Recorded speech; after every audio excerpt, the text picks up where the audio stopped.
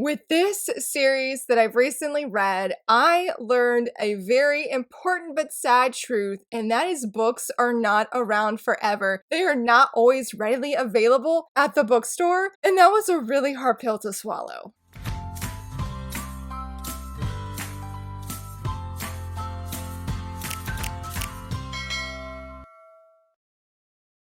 Hello friends, happy Friday. So very excited that you're here. Very excited to be talking about this manga, even though I'm like, I wish I wasn't late to the hype train on this. I wish I was not late to the hype train on this, but I want to do a huge shout out. I unfortunately cannot remember her name, but she was a commenter during one of my giveaways during the 25 days of manga. She recommended this manga series, and I was like, you know what? I've seen it out in my library. We're gonna go ahead and try it, and oh my goodness, I am so excited and so glad that I did because I absolutely loved it, and that is Alice in the Country of Hearts. I'm gonna do it this way because it's prettier than if I do it this way. It's really complicated. It's really complicated. Originally, this series is 6 volumes. I have the omnibus versions from 7 Seas. I am absolutely obsessed with these covers. I absolutely love them. I think the original series, well, it's the same series, but I think originally it first released from Tokyo Pop, but these were the ones that I knew for certain that my library had, so that's why I read them, and I did not realize how maybe iconic and popular this series is until I started sharing about it on Instagram while I was reading, and a few different friends reached out and they're like, I love that series. A few of them are super knowledgeable about it, and what makes it complicated is because I feel like this is the main series, Alice in the Country of Hearts, but then you have spin-off series within this series, okay? And then you have Alice in the Country of Clover, Alice in the Country of Joker, and I think Alice in the Country of Diamond. So there's a lot of spin-offs, and they center around all these different characters. Well, they center around Alice here, but they also center around a variety of characters that you meet throughout this series. Wow, this is a wild ride. But in case if you're not familiar with Alice in the Country of Hearts, because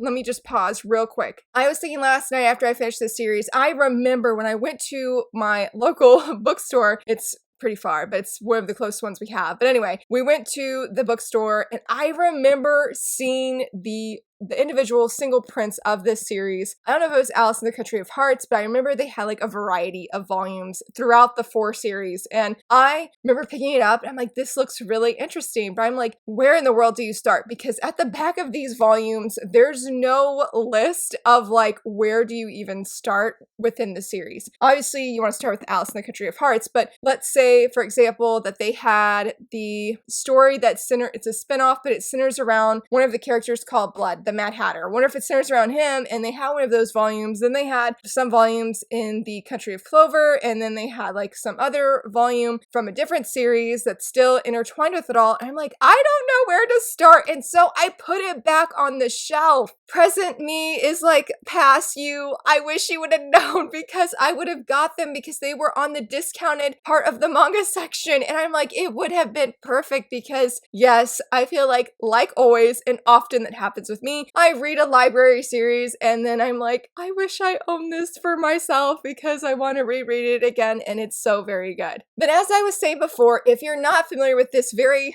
popular series, I didn't realize how popular it was. It is about Alice, and it is sort of its own popular take on Alice in Wonderland. It has a lot of those quirky vibes, but the premise is that the White Rabbit here, he is an actual white rabbit though when you first meet him. Let me show you a cute picture of him. Here he is right here. Here he is right here, but he comes to Alice and he takes her away and he's like, I'm gonna take you. And they fall into this giant hole and they keep falling, and then suddenly they are in Alice in Wonderland. But this is not your ordinary or typical Wonderland. She is considered an outsider, and as she is in this world, she quickly finds out that the people in this world all have weapons. And yeah, she's about to die when she first meets it was not the White Rabbit, but she meets these other characters and they're like, oh, it's time for you to die. We're gonna kill you. And she's like, oh my goodness. But she gets rescued by one of the characters and she's like, like, oh, I'm so relieved. But she's wondering, how does she get back home? And what is her life going to look like in this wonderland? Because as I said, it's very dangerous and a lot of interesting people that have weapons. And usually there's a lot of fighting that takes place. And she just doesn't know what's going to happen to her. Now, I am not going to talk a lot about the world building because it sort of gradually unfolds that you learn information. It was honestly one of my favorite parts, specifically in this first volume. I loved the world building. Yes, it is Alice in Wonderland, and it has those quirky and mysterious elements that we know from the classic Alice in Wonderland, but this is very much its own thing, and I loved it for it. It's very character driven, but when you get to see different parts of the world and sort of like when it comes night to day or day to night, some stuff with the seasons and how the different territories, like what works within those territories, I just found super, super interesting, especially when it comes to some of the people, as I say characters, it's complicated, but some of the people and then things with hearts, it is so very fascinating. I honestly wish I could talk more about it, but I really feel that when I was starting this review, I was like, it's critical that I do not give spoilers away for that because it would not be good because you, like I say, you gradually learn things. I feel like as you get closer to the end, especially from one character, you learn specific things from him about things with people's hearts. And what's interesting is in this world, the characters do not value their lives. They value their hearts, for the lack of a better word. So the heart is more important than the life itself. It doesn't matter what happens to that person's life as long as the heart is okay. And what I found interesting, I guess, is Alice is so adamant in this world, and what really makes her an outsider, as they call her, among everybody else, is because she's like, life is precious, and you really feel her adamancy throughout this series that life should be special, that their lives, regardless if they are a person with roles or a person without, or a person with duties or a person without duties, that they have value, that they are precious, they are important, that they should be remembered, that they should have more importance to them outside of just what they can do. I feel like it's sort of vague, but I'm going to keep it vague just in case. But you, just like I said, you really see how special that Alice feels life is. And not just because some of these people become her friends, because some of these people she doesn't even know. But when there's about to be a shootout and there's about to be fighting, she's like, why can't you just feel that this person has value? Because some of the characters really feel that it doesn't matter if they get hurt or if they die or not. Like, there's things that are with that, so I can't expand on it, but they're like, it doesn't matter because my heart is more important than my life itself. And she's like, no, if something happened to you, your life, I would genuinely miss you and miss your friendship and being able to talk to you. I love that. I really, really do. I feel like that thread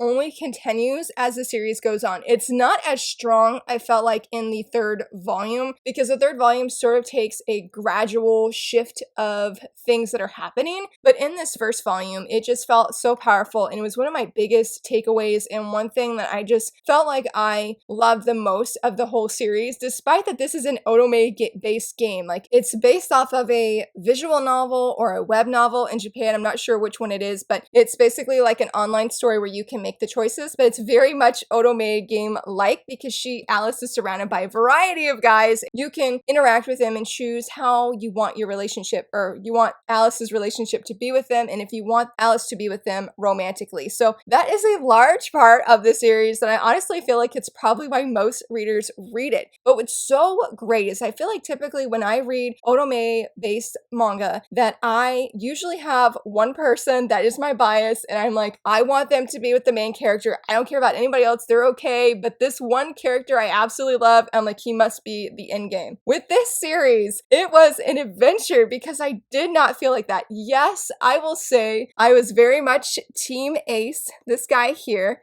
Oh my goodness, I loved him. And I was also very much Team Blood, this guy here.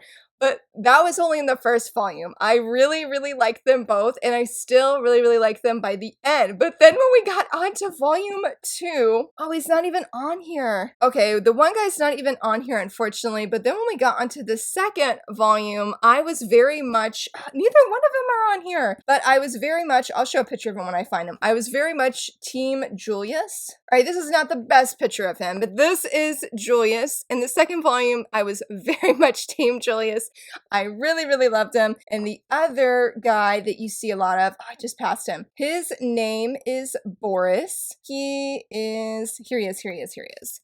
Right here. And I was very much team Boris because you get to know them better in the second omnibus. It was so fantastic. Their interactions with Alice are everything. And so I guess what we can do is just sort of talk about each of the different guys that you meet in this series, because honestly, like I said, I feel like that is why you're reading this series, because all of the characters, and that's what I was trying to say before, all of the characters are absolutely amazing. But since she does not have a lot of page time, let's talk about the Queen of Hearts. I loved her character in the third omnibus. She shines. She's so incredibly cool. I love how Alice views her almost starry-eyed like, because she's just so cool. She says these things and it's just like, girl, yes. Like, I really admired the Queen of Hearts as well. She has a very charming side to her that's different, and I feel like that's really part of the charm of every character, because you see that they have those very memorable aspects of them from the original Alice in Wonderland, but because of the events in this story, you also get these other sides of them that you don't see in the original Alice in Wonderland, and I absolutely loved it. Those were some of my favorite parts, as we get to know the characters, and the Queen of Hearts was no exception. She probably was my favorite in that aspect, and I really, really appreciate how she just had so much more page time in the third volume, because if there was one character I really wanted to see more of, it was her, as well as this man here.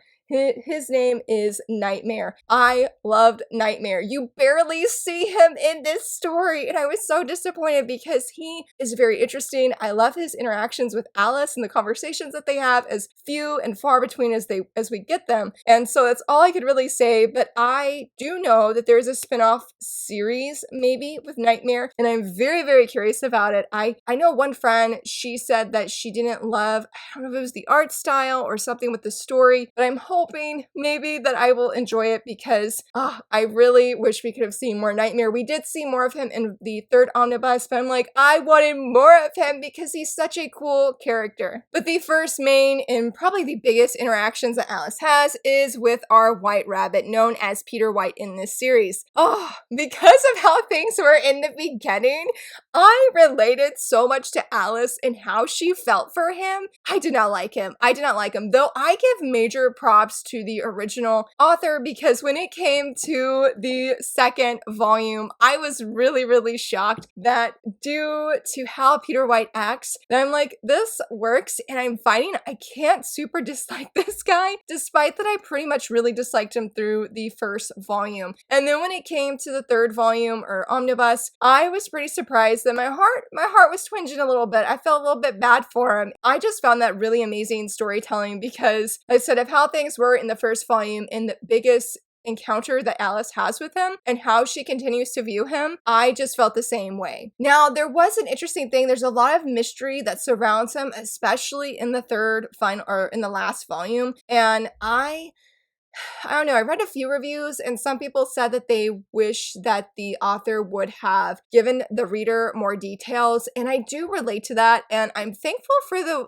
I think it was Alice in the Country of Hearts Wiki fandom, because I went on there and I read a bunch of stuff. Some of it is spoilers, so do be mindful if you go and check it out, and I'll try and leave a link down below, but it does answer some of the questions surrounding him and the mystery that, where he'll be saying something and then the sentence will just never finish. That happened at least 2 different times. And you're like, well, who exactly is Peter White and his inner things with Alice involving him? He is a cute character, though. I will not knock that at all. And I do like how at times that he is very protective of Alice, sometimes in too much, to the point where it's almost possessiveness. But he's an interesting character, and definitely when he's on page, you know that there's going to be shenanigans. You know there's probably going to be a shootout that happens. There's going to be some interesting things. Alice is probably never going to be happy when he's around, and when she is, those moments happen far and few between. It just doesn't happen that often at all. That didn't happen that often at all. Let's talk about Ace. He's not the next character that she meets, but he's on the cover. Oh my goodness.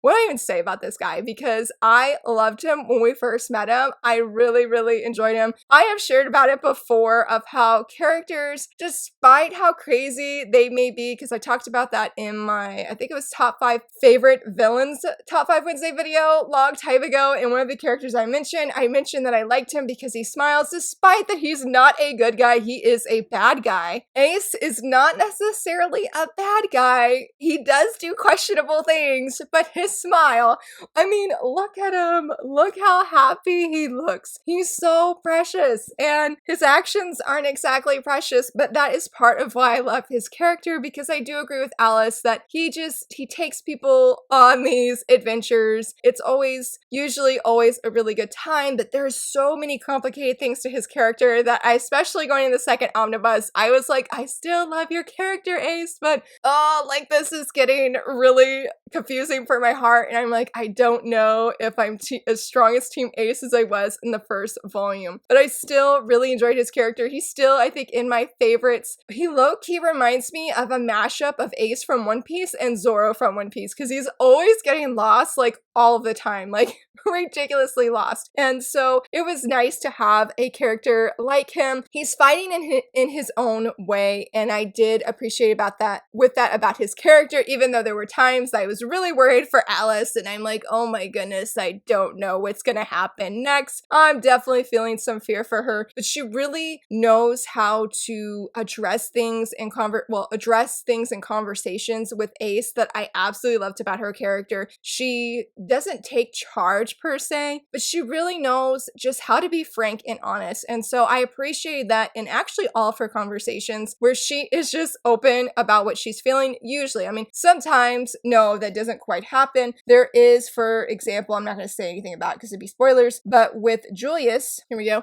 our clockmaker man, that she's able to say things to him, or she wasn't able to say things to him, but then things happen and they were able to have really good conversations. And talking about Julius, oh my goodness, that second volume won me over. If there is any guy that I feel like would be like perfect boyfriend material, I do feel it'd be Julius. Maybe he's not the sweetest out of all of the guys. I sort of feel like Boris is, to be honest, but I feel like out of any of them who genuinely respects Alice in her decision making, it is Julius. Like, he has no flaws when it comes to that, in my opinion, because he wants Alice to do certain things, I think, deep down, but he's like, ultimately at the end of the day, that is her decision. I'm not going to say anything because I'm not going to influence her. Alice needs to be able to make the decisions that she wants to do, and if she wants to stay here, stay there, or go everywhere, then that's fine, because that is what Alice wants to do. And I'm like, you go, Julius, because some of the other characters, they may not necessarily be bad or anything like that, but I don't feel like they always quite listen to Alice in the same way and respect her boundaries and what she feels in general. It's so great. Like, he is some ultimate ship status, I feel. He does have a spin-off series, and I think it's only 2 volumes or 1 volume, and I do feel that if any of the series or the volumes that I'm most interested and excited to read, it was about Ace at first, but I feel like it would be Julius, because I really feel like let me pause. I can't say anything about the ending and about romance at the end or anything like that, so I won't be saying anything about that, but I will say it was a very satisfying ending. Do not listen to the reviews that said it just ended, because it does not just end. Yes, it ends, but I was super satisfied with the ending of this story. Now, going back to Julius, I really love Julius. He is a grumpy little being, but he is very kind and not very sweet per se, but his actions and his words, I feel like, even if they're very frank and very bold, and he's like, whatever, I could care less, that he actually does care and really enjoyed him. Now, one of my favorite characters, I'm getting overly excited and I'm unsure of what to say next, because I was going to talk about a different character, but then I was going to talk about something else. So I love this guy right here. His name is Elliot. Oh my goodness. He is so great. I called him a grumpy little cinnamon roll because he really is. He is another one that I feel like also respects Alice to such a strong degree that he will not push her or encourage her in negative ways. Like, he wants her to be able to make her own decisions and just be happy. I did find out that there is a spin-off of him. It's only 2 volumes, and I'm also really interested in that because he, like I said, he's just a grumpy little cinnamon roll, and I really, really enjoyed his interactions with Alice. He's another character I would love to see more of because he's just absolutely fantastic. There's one guy that's in here, but I'm not going to talk about him because he doesn't have a lot of page time. He was a fun and interesting character, and I don't want to accidentally spoil that for anybody. Oh, let's talk about Boris, the guy that I was definitely shipping in the 2nd volume. He is a cat, or he has cat-like features, I should say, and I loved him. It was funny, when I first met him, I didn't really love him, but the more that Alice interacted with him, I absolutely loved him. He is a sweet little being. He is so caring, and I really feel like out of any character that changed the most in that when Alice shares her heart with him, or with that person, I feel like Boris is the one that took it most to heart because you could see in his actions literally of how he changed because of Alice's words.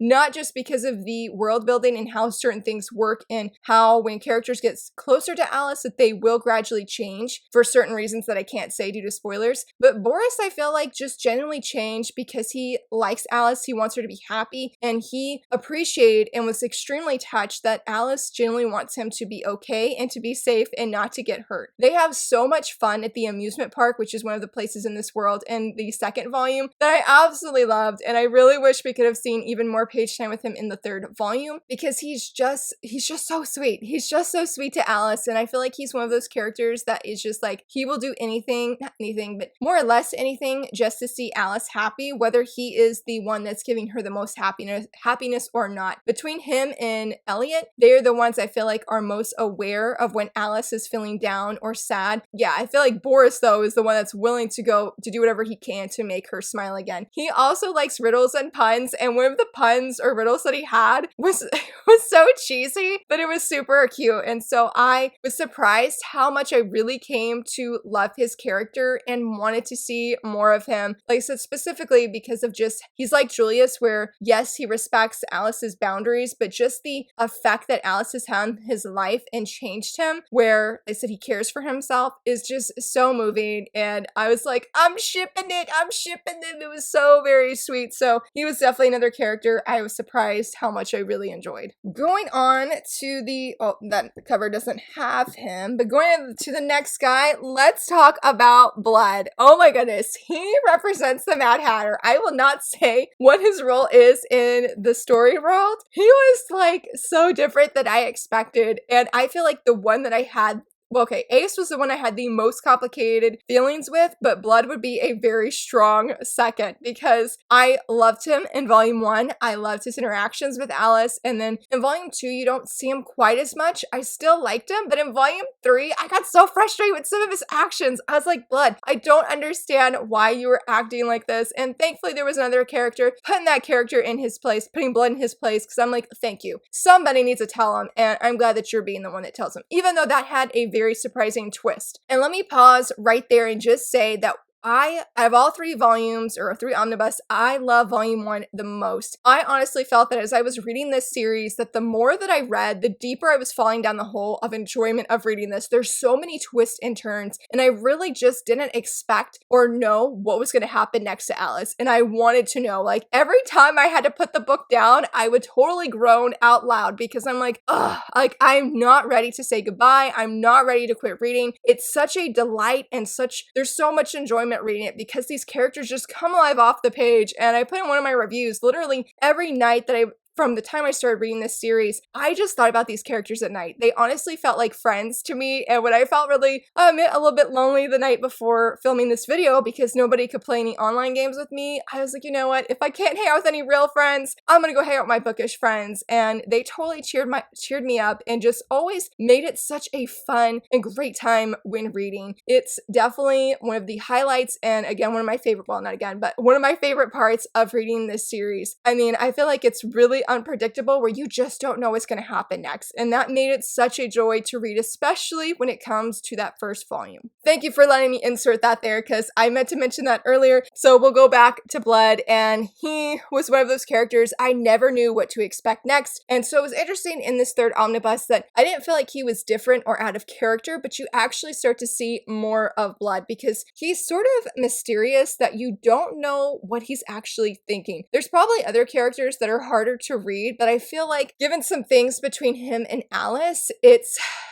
like you don't know whether you're happy he's on page or you're upset he's on page. But he's always definitely making things interesting for Alice, and I overall really love this character. I did find myself Team Blood all the way until the end. I think that is pretty much all of the main characters. There's a few other characters that we see and that we meet throughout the series that I don't want to say anything about because it's nice to, not know who everybody is. The art was really great. I really enjoyed a lot of the different panels and the expressions and how they were drawn. Like Elliot here, he looks so cool and so fierce, rightfully so. And it's sort of funny because he looks very intimidating, especially when you first meet him. But then as you go throughout the series, you see that he's such a soft cinnamon roll. And here's some more really great art. I love when Ace was on page. I definitely appreciate his art style very much. I do think he is the cutest out of all of the characters. It's just when he smiles, I'm done for. Here's another really good one of Blood, and I really liked the clothing styles that everybody had. The details were really nice. They were really crisp, and I think of some of the expressions. Like here's a really cute one of Elliot. So you have just a variety of expressions and the way that they're drawn. It was really wonderful. The story itself was amazing. Like here we could appreciate some Nightmare because this is a non-spoiler page, and he was great. I really loved his style of how he looks and everything as well. And like I said, I wish we could have seen more of him. Like there's one character that was on the cover. I won't show what it is, but I'm like, we don't really ever meet them. So I thought that was a little bit of an odd choice since we don't see them really at all. But I loved this series so much. Again, shout out to that commenter that left a recommendation to read this series because I never imagined I would be so hooked on this and how amazing, incredible this story was. Again, I was really happy with the ending, and because I was so happy with the ending, because I came in expecting the worst because of the negative reviews I've seen, but I was so content and satisfied that I did not feel the same need like I did at the end of the second omnibus, where I need to rush off and go check out all the spin-offs from my library. Now, with that said, am I gonna go check out the spin-offs?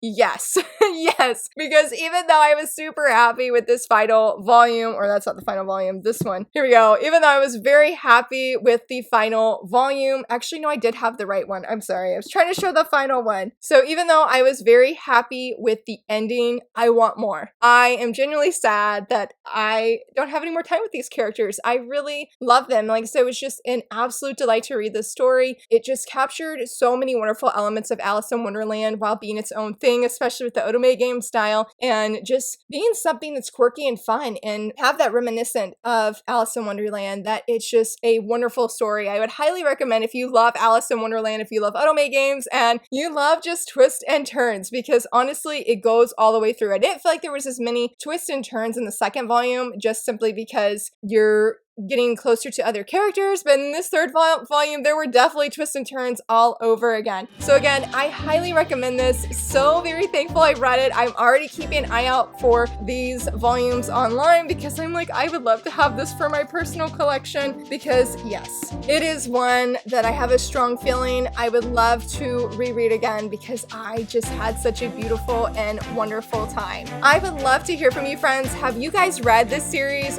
Who was your favorite character? Which was your favorite guy? I would love to know. If you haven't read this series, do you like Alice in Wonderland? Who is one of your favorite characters from the original series or from the movies? Again, I would love to hear from you, and if you enjoyed this video, please give it a thumbs up and subscribe, and thank you so much for watching. Bye!